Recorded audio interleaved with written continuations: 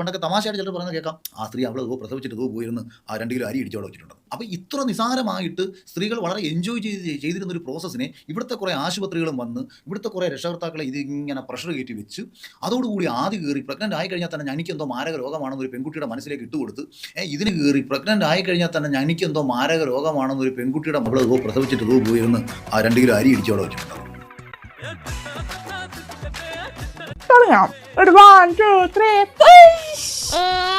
എന്ത് രസമായിരുന്നു അമ്മ. എന്തായി? കഴിഞ്ഞു. കൊച്ചനെ ഞാൻ എന്തേ കട്ടയിലിട്ടിട്ടുണ്ട്, ഒന്ന് തടച്ചെടുത്തേക്കെ. ഇവിടെ എന്തെങ്കിലും പണിയുണ്ടോ? എനിക്ക് പണിയെടുക്കാൻ തോന്നുന്നു.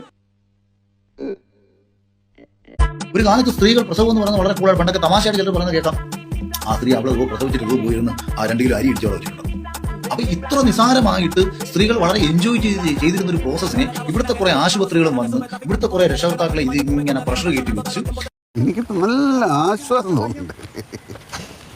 ഇവൻ ബുദ്ധിമാനാണോ അല്ല ബുദ്ധിരാക്ഷസനാണോ എന്നൊക്കെയുള്ള സംശയങ്ങൾ ഉണ്ടായിരുന്നേ, ആ കൺഫ്യൂഷൻ മാറി കിട്ടി. അതാണ് എൻ്റെ സന്തോഷം.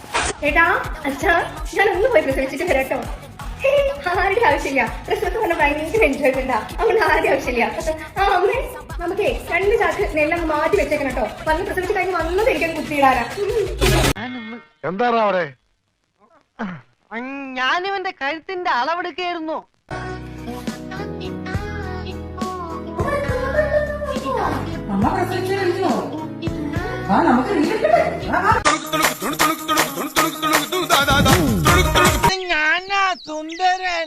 തനി വിറകൊക്കെ കയറിട്ടെ.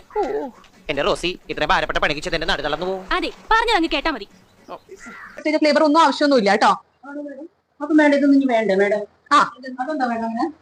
നിങ്ങളൊന്നും അറിഞ്ഞില്ലേ? നമ്മളിനിപ്പം ലേബർ റൂമിന്റെ പേരൊക്കെ മാറ്റി വണ്ടർലാൻഡിനോ അങ്ങനെ എന്തെങ്കിലും അമ്യൂസ്മെന്റ് ഇതുള്ള സ്ഥലം ആക്കി മാറ്റുന്നതായിരിക്കും നല്ലത്. ആരായത് നിന്നോട് പറഞ്ഞത്? ആരും പറഞ്ഞല്ല, ഞാൻ ചുമ്മാ ഊഹിച്ചതാ. ഒന്നുകളഞ്ഞോ ഊഹിക്കുന്നുടാ.